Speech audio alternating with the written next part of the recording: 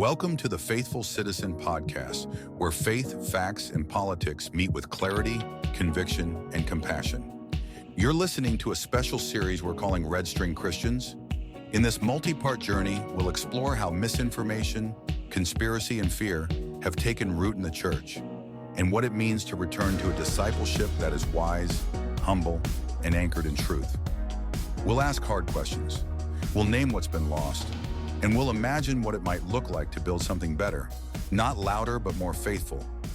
So whether you're a longtime believer, a curious skeptic, or someone caught in the tension between truth and tradition, you're in the right place. Let's begin. Part 1. The Tangled Web: How Misinformation Took Root in the Church. There was a time when identifying as a red-letter Christian carried significant meaning. The term, derived from Bibles that highlight the direct words of Jesus in red ink, signified a commitment to centering one's faith and life around his core teachings: compassion, justice, humility, mercy, and truth. These were believers dedicated to embodying the spirit of Christ's explicit commands.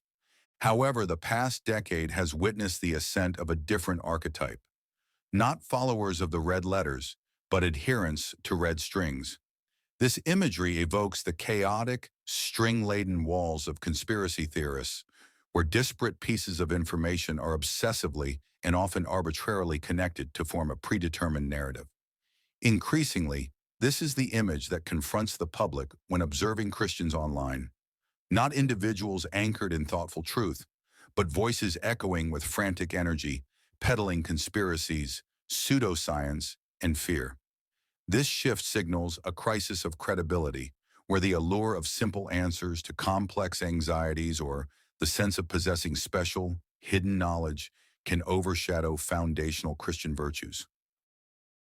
Christianity is far from a monolithic entity, yet particularly within North American, predominantly white evangelicalism, a distinct subculture has crystallized, complete with its own media ecosystems, educational institutions, artistic expressions, celebrated figures, and unique vernacular. For decades, this subculture has often instilled in its members a cautiousness, even suspicion, towards the world, a term frequently encompassing secular culture, progressive values, mainstream scientific consensus, and governmental bodies. This defensive posture, partly a reaction to historical shifts like modernism and increasing secularization, intensified from the 1970s onwards as American evangelicals were urged to form a moral majority to counteract perceived societal decay.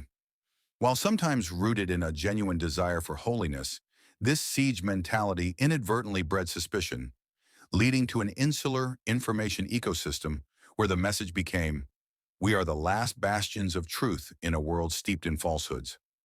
This narrative, potent and persistent, left many susceptible to fear-based reasoning, fertile ground for conspiracy theories to take root. A red string Christian, therefore, is not merely an individual who entertains unusual beliefs. It is someone who constructs an entire worldview from a foundation of paranoia, pervasive distrust, and uncorroborated claims, yet cloaks this framework in spiritual language. Consider these examples. QAnon. This sprawling, unfounded conspiracy theory, which posited that a clandestine cabal of Satan-worshipping pedophiles was being secretly dismantled by Donald Trump, found surprising traction among many Christians, especially in the U.S. prayer groups adopted QAnon hashtags, and some pastors even alluded to its tenets from the pulpit. When its prophecies inevitably failed, many adherents, much like historical apocalyptic cults, simply recalibrated their expectations rather than questioning the premise, often twisting scriptural interpretations of end times to fit the narrative. The real-world harm manifested in heightened political polarization and, for some, participation in events like the January 6th Capitol riot. COVID-19 and the anti-vaccine movement. The pandemic unleashed an explosion of misinformation, false narratives about vaccines, alleging they contained microchips, altered DNA, or constituted the mark of the beast, a misapplication of Revelation, were widely disseminated by Christian influencers. The thoroughly debunked video Plandemic achieved viral status within church-affiliated Facebook groups. Some congregations, citing religious freedom, defied public health mandates, refusing masking or social distancing, which tragically led to COVID outbreaks and fatalities within those communities.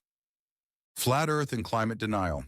While the majority of Christians align with scientific consensus, a vocal fringe has rejected established scientific facts. Some popular Christian YouTubers, for instance, argue for a flat Earth, often misinterpreting biblical passages to support their claims.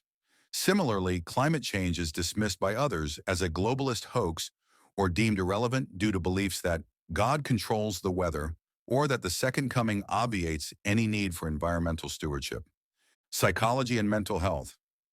A concerning trend within some Christian content involves the rejection of psychology as a secular religion. Conditions like attention deficit hyperactivity, disorder, or anxiety are sometimes framed as manifestations of sin or a deficiency in faith.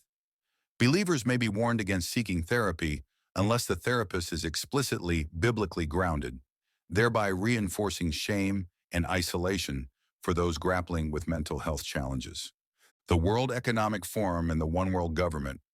Apocalyptic imagery, particularly from the Book of Revelation, is frequently co-opted to demonize global institutions like the WEF, UN, or IMF. Vaccine passports, carbon taxes, or international cooperative efforts are interpreted as harbingers of a totalitarian one world government, regardless of the actual policy content or democratic processes involved. These are no longer fringe beliefs confined to obscure corners. They have permeated mainstream discourse in some churches. Individuals who once quoted scripture now share grainy, unverified memes. Journalists are reflexively dismissed as fake news, scientists as puppets, and fellow Christians who dissent are labeled compromised or woke. It is crucial to understand that susceptibility to misinformation is not exclusive to Christians. It is a human vulnerability. However, certain factors can magnify this vulnerability within church contexts, illuminated by understanding how we learn and form beliefs. Constructivist learning theory. Individuals do not passively absorb new information. They interpret it through the lens of their existing beliefs and experiences.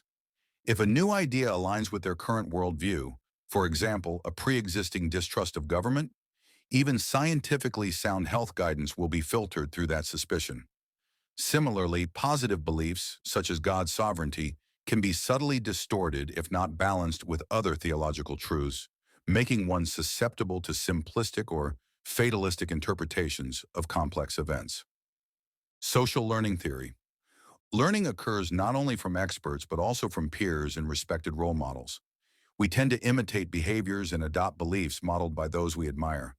If a pastor or a prominent Christian influencer shares a conspiracy-laden video, their followers are more inclined to believe and share it, often amplified by social media algorithms that prioritize engagement over veracity. Cognitive dissonance and confirmation. Bias. When confronted with evidence that challenges deeply held beliefs, individuals often experience discomfort, cognitive dissonance, and may reject the evidence rather than rethink the belief. It is often emotionally easier to double down, seeking out information that confirms pre-existing notions, confirmation bias, than to admit error. The sunk cost fallacy can also play a role. The more invested one is in a belief, the harder it becomes to relinquish it, even in the face of overwhelming contradictory evidence. Acknowledging these cognitive patterns is not an attempt to excuse the spread of misinformation, but a call for both compassion and courage. Compassion for those ensnared, and courage to address the biases and fears within ourselves and our communities that allow such falsehoods to thrive. The tragedy extends beyond the mere acceptance of untrue statements. It is that, in this process, a segment of the church seems to have forgotten its core identity.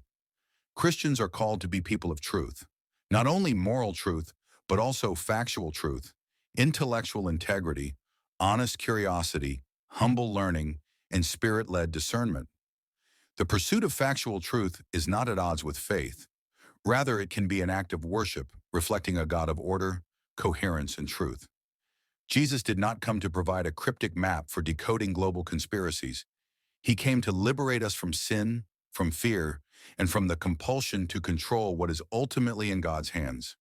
His pronouncements were not, "Blessed are the paranoid," but "Blessed are the pure in heart, for they shall see God." If the world can no longer perceive Christ in us because he has been obscured by false flags, fabricated quotes, and flawed YouTube theology, then we have lost more than an argument. We have lost the plot. This is not merely about politics. It is about discipleship, witness, and the recovery of the profound understanding that our faith is not threatened by evidence, reason, or dialogue, but is, in fact, strengthened by them. Thanks for joining us for this episode of the Faithful Citizen podcast and our Red String Christian series. If today's conversation challenged you, encouraged you, or stirred something deeper, I invite you to share it with a friend or fellow believer. These are not easy conversations, but they are necessary ones, and we're in this together. You can subscribe to our Substack, follow us on your favorite podcast platform, and connect with us directly at Faithful Citizen Pod on Threads and Instagram. Until next time, stay curious, stay humble, and above all, stay faithful.